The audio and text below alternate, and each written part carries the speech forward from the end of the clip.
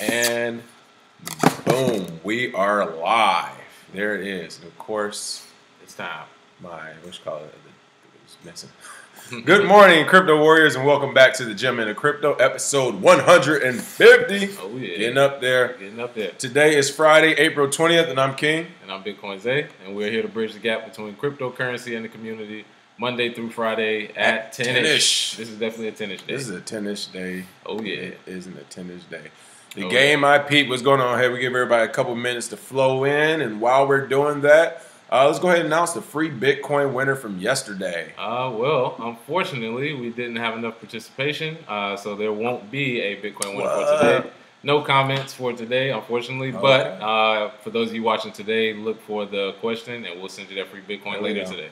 So it balanced itself out because the day before we gave away three. So yeah, you know, three, the universe always three balances different itself people. out. Yeah. Be specific. Y'all give away 3 Bitcoins one day? No, we gave away about $12 worth of 3 different people. All right. Oh, yeah.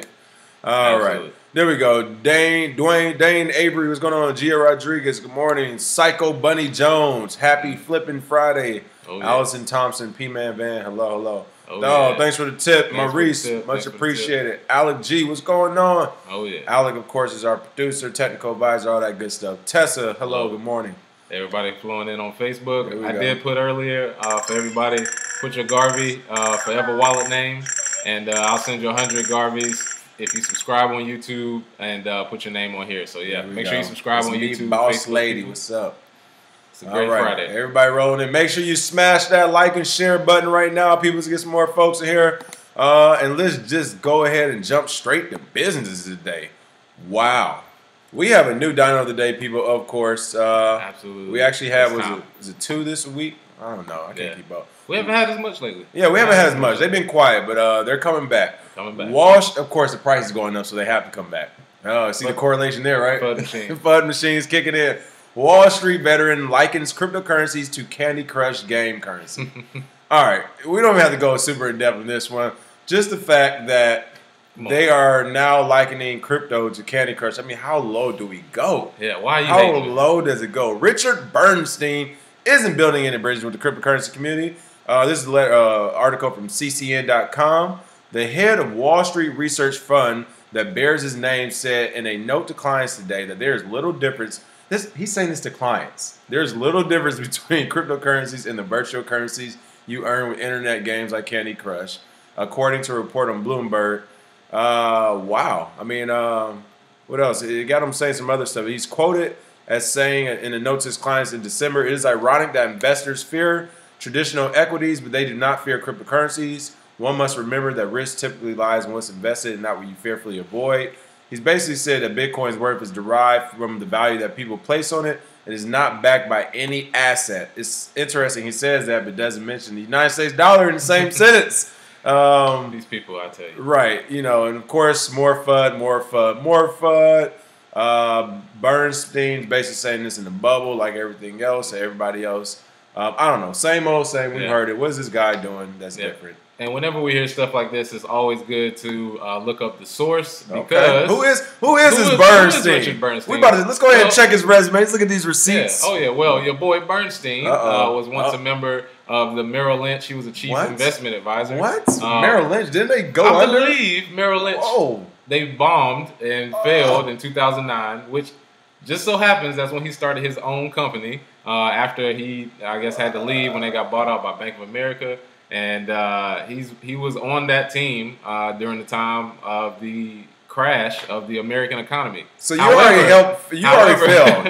However, Bitcoin is Candy Crush. I mean, we've seen that pyramid fall in real life, and Candy Crush is nowhere near what Bitcoin can actually do. So it's just one of those things. They throw it out there to their concerned investors.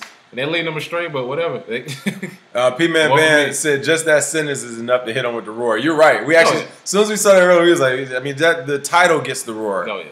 Okay, Wakanda's in house. There we go, Wakonda. Wakonda's in. Jay Murray. Oh, yeah. But yeah, it's crazy. I mean, again, we talk about these people. Mm-hmm. They failed in their industry, people. I mean, and not just fail. I mean, by epic proportions to where they should have been thrown in prison, they failed.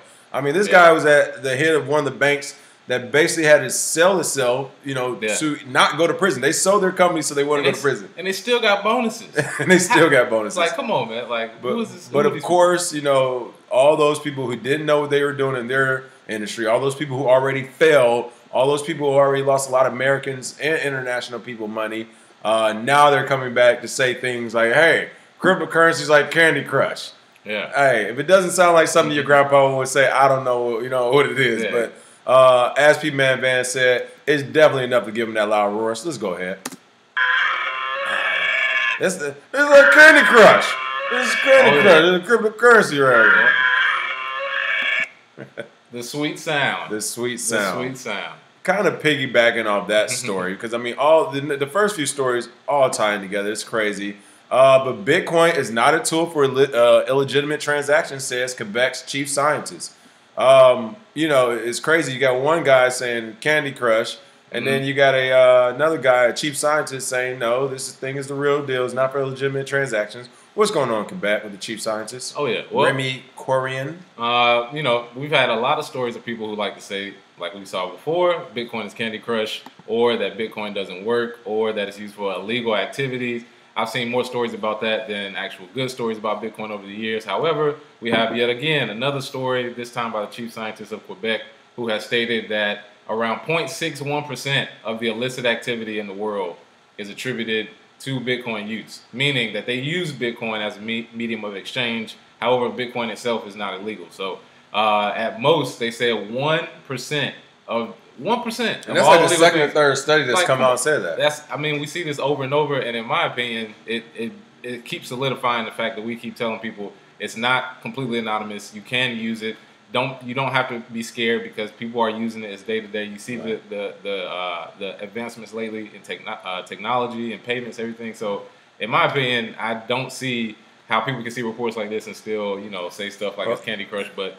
Like I said, it's usually not them talking. Right. Well, not only that, it's one of those things where you literally we have a chat box full of people who use it. We use it, and yet it's the Candy Crush thing. But it's funny. Maurice Park said Merrill Lynch was more like Candy Crush. If you ask me, yeah. Exactly. Somebody Candy Crush is still here. And Maurice Park said Sunday. He said Candy Crush is still here. Yeah. So if it is like Candy Crush, it's still been going on long and strong. So shout out to them. But in a kind of a funny story, not directly crypto related, but related to our first couple of stories. Today, April 20th, Wells Fargo has been fined $1 billion for insurance and mortgages abuses. And you got what you call it? Talking about you should be fired. Yeah, hey, you know what? She goes. I forgot what's her name again. Elizabeth. Oh, she goes hard. She goes hard. No one listens, but she goes hard. Yeah. 2 federal regulators are fining Wells Fargo $1 billion for forcing customers into car insurance and charging a mortgage borrows unfair fees. If you haven't heard already, and kind of the height of this story, this is the second time Wells Fargo has done this like last year or two. You remember it was a couple years ago they started like 5,000 fake accounts. It was charging people just to get their bonuses, hit their marks. Right. Yeah, and then they found more. Remember, it was like a later story. It kind of buried it. They found a few thousand more, and it was like, dude, what are y'all doing over there? It's crazy. Worried about us, and y'all can't clean your own house. This is what the SEC needs to be focusing their resources on. Right. Yeah, exactly. They're coming over to the crypto industry, but you got places like Wells Fargo who apologized last year for charging as many as 570,000 clients for car insurance they didn't need. And there's a few different sources on this story. This is a CNN Money, but one of the stories I wrote was not only were they charging them for car insurance they didn't need, and mortgages they didn't need. They were also making them default on them, then charging them more, and then repoing their car. And then taking your car after they gave you an unfair charge that you couldn't pay, and then messing up your credit and taking your car. I mean, and these are the companies people are holding on to. Right? Yeah, these are the legacy companies people love. Yeah. My thing is first, the $1 billion that they get fined. Where does that money go to? I mean, how much of that goes to the regulator? We already know. Yeah. And then secondly, why is anybody going to prison? I'm seeing people going to jail for trading Bitcoin, but no one's going to prison for they can print money. 570,000 fake accounts, making people default on those accounts, and then repoing their car. I mean, come on, this is tar and feather, people. I keep telling you. Yeah. Tar and feather. It's not, listen, at most you get an aggressive battery charge or something, all right? You'll be out in 3 to 5 days. Let us know if you need some bail money, okay? Oh, yeah. Tar and feather. We have to bring this back. Yeah. This is crazy. But, yeah, like Bitcoin Zay said, these are the same people, the same regulators who literally just, all they do is find, and you got to understand, $1 billion, these people, look at the balance sheet, how much they made last year. Was that they probably made, was that a good week? Yeah, $1 billion is a good week, people. No one goes to prison for this. But these are these same regulators stepping into the crypto industry with a heavy hand, handing out life sentences to people. You know what I mean?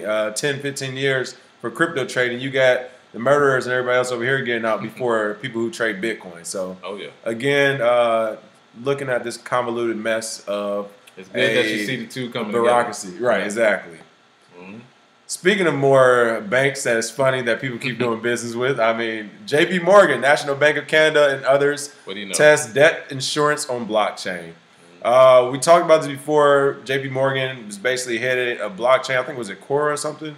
Yeah. Who knows? Quorum. Who cares? Quorum. They have their own blockchain where they're going to, do settlements better. They're basically going to try to do here it is, Quorum. They're going to do everything that Bitcoin's already doing. Except they're going to try to first make sure it works, which is what they're doing, testing it with other banks. And then they're going to push it out to the people to make sure you all believe in it. Not only do you believe in it, that's the only real one that you need to buy into. But at least it looks like it's working right now. They did a test with a Canadian bank for $150 million offering on the same day of a year floating rate Yankee certificate of deposit. That's how you know it's fake money when you have to do all that extra stuff in between. A Yankee certificate of deposit. This is ridiculous. All these paper you have to go through, all these different. Yeah. But kudos to JPMorgan's blockchain. We do want to make sure people understand while this blockchain may be working. They tested it. It's only a year old. I'm pretty sure they don't have the experts in the industry working on it. And it's centralized. So, again, not sure why, if this would be of any interest. But it is good for marketing. As soon as you bring it up, people see how they work, and then they say, so it's something better? Yes, Bitcoin. And then it just brings them right around. So the banks let them keep pumping money, hundreds of millions of dollars into research so they can build products so people see how terrible centralization is. Because they'll say they're just going back to the way it was. Right. And then Bitcoin will be sitting there waiting for you to come on with open arms. Say right. Come on. Oh, did they do you wrong again? Yeah, come home. Oh, man. Did the banks raise fees again? Oh, come on. Did they give you a fake account? I know I'm a little volatile, but work with me. They gave you a fake account, overcharged you, couldn't pay it, made you go into debt, and then took your car? Oh, come on home. Exactly. So, that is ridiculous. Yeah. This is back-to-back stories. Come on, back-to-back. This is crazy, people. Speaking of government regulatory agencies, FINRA, we haven't heard them in a while, right? They're still around. SEC getting all the love.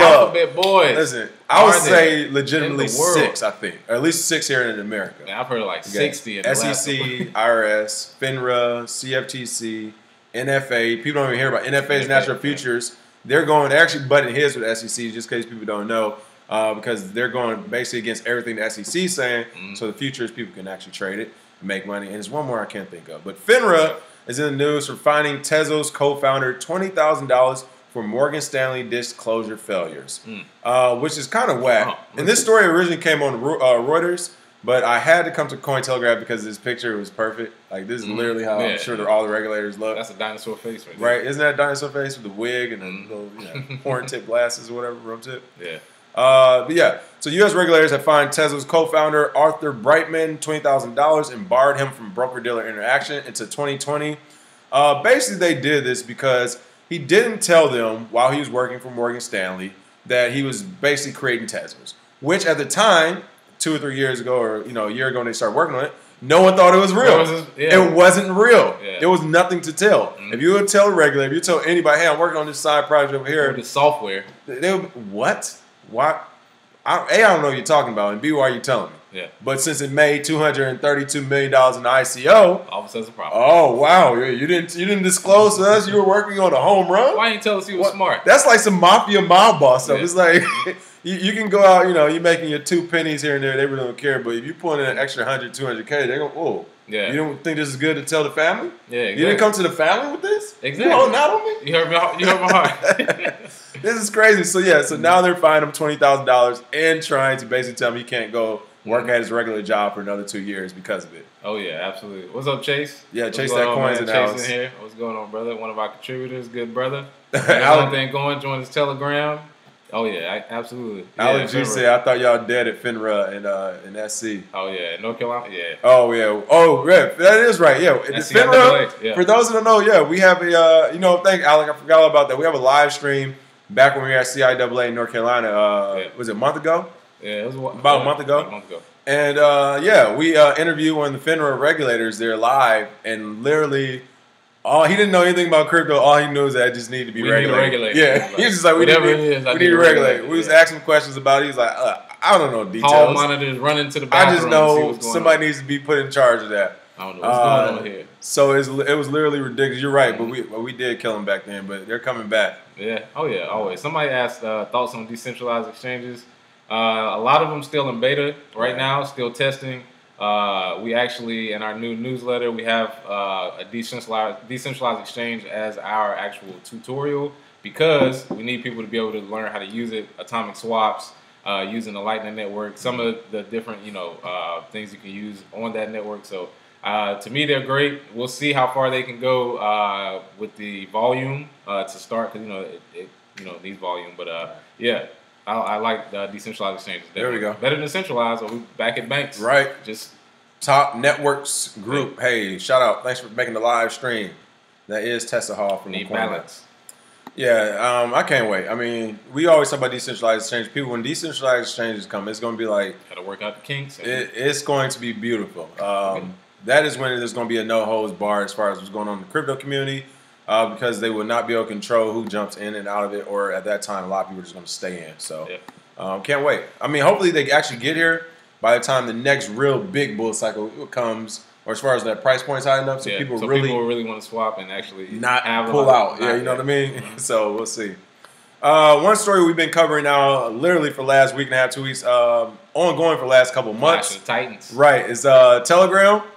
And we didn't look at it from this perspective, but it makes a lot of sense. And of course, Molly Jane Zuckerman reported on it from Cointelegraph. All she does is type. That's all she does. Telegram was banned due to ICO, not keys, and terrorism. Now, here's the thing. The ICO story makes more sense, but I'm sure they tried to use the terrorism play too. And it was like, all right, that's the bad play.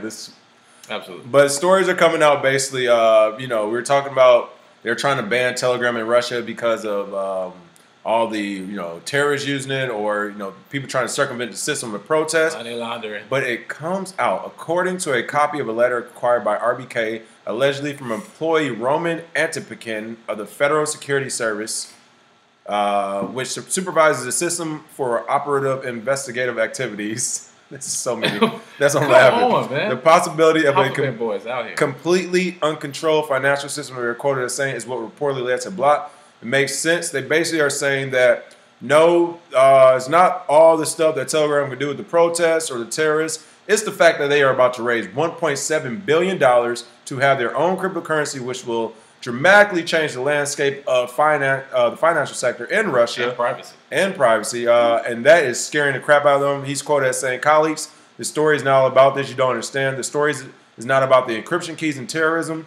Pavel Durov has decided to become the new Mavrodi, a Russian financial fraudster. Having launched his own crypto, we will get a completely uncontrolled financial system in Russia. And this is not Bitcoin for the marginalized. It will be simple, reliable, uncontrolled. This is a threat to the security of the country. All the drugs, the cash, the organ trade will go through Pavel's crypto, and he will say, I have nothing to do with it. You should ban words. That's what terrorists use.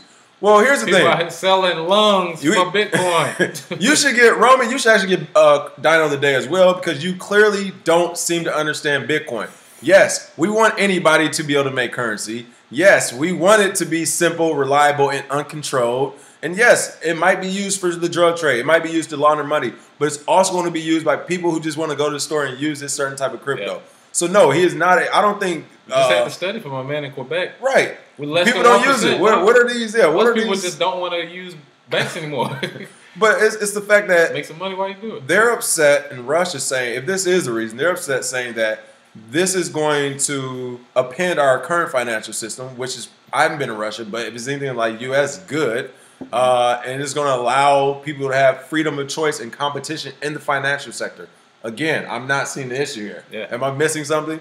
Your boy is tripping. Yeah, and it's funny the way he wrote it too, or said he's so excited. Yeah, the organ trade though. Yeah, we gonna go that far?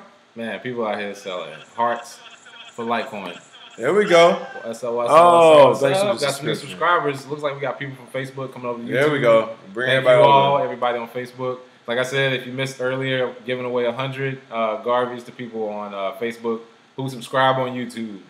Just put your name and I'll send that to you after the show. Boom, there you go. Thank you. Ball and Chain said VC is dead and the banks know it. That's really what's going on here too for some of the larger things. That's why they're trying to make everything a security so they can push it back into the VC sector because they're saying, you're right, the ICO thing is Wild West. We don't know how to jump into it. We can't control people in other countries doing ICOs, but we can make you believe that you have to do it as a security.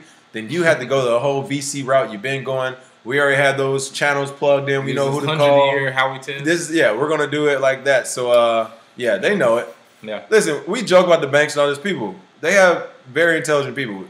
Did they miss the wave? Yes.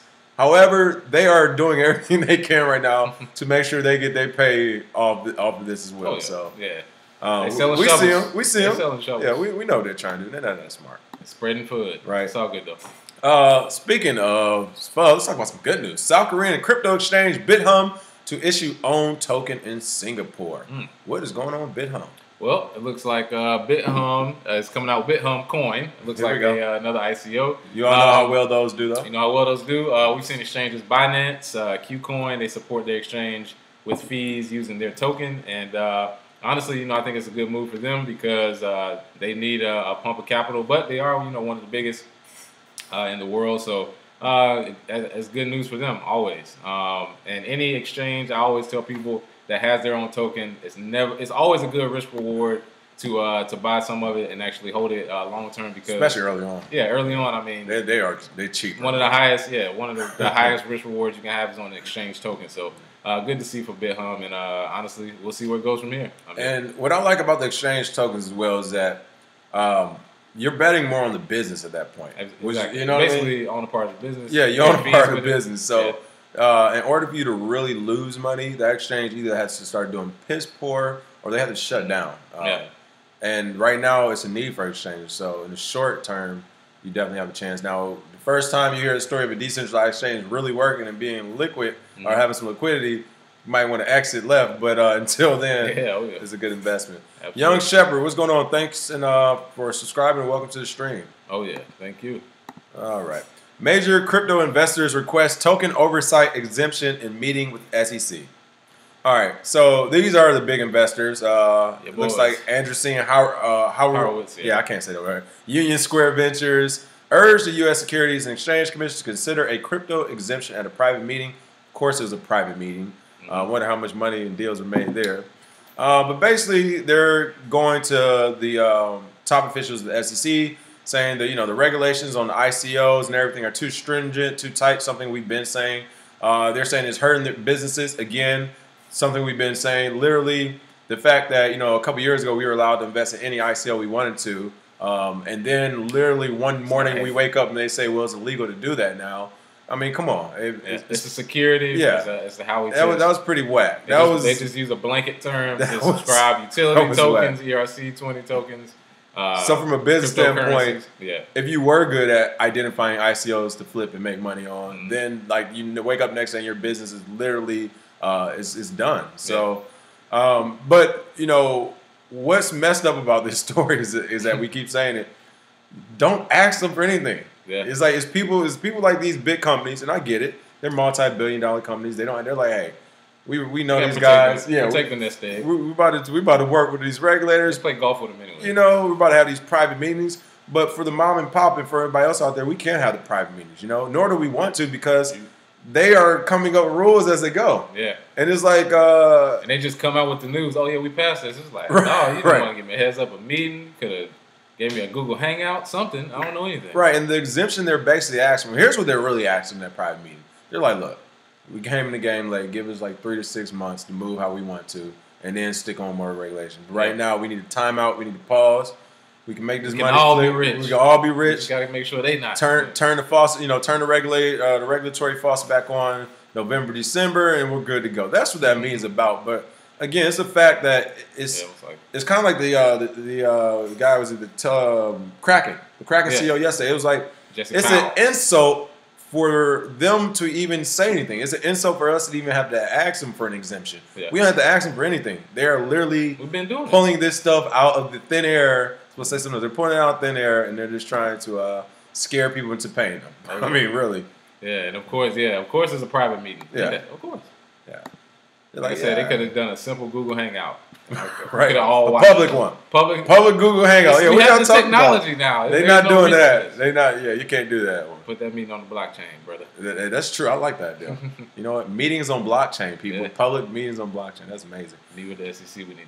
Crypto exchange CEO runs for mayor of Taipei. Did I say that wrong? I think I did. I say Taipei. Taipei. That is the right. Somebody correct me if I'm wrong. Taipei to make it Asia's pioneer blockchain city. What's going on in Taipei? Oh yeah, Taiwan. So, there is a 35-year-old woman who is a world-renowned developer and coder. She actually won the Facebook hackathon last year. I love her quote, but go ahead. She's been killing it from the development side of the game. She actually is the CEO of the biggest over-the-counter exchange in Taiwan. And one of the best parts about her running is that she actually has a quote about her being young and being at the forefront she called him out. Of the blockchain space. Yeah. So, I mean, she's in the crypto world. And like I said, we may have the first crypto mayor, which is good to see.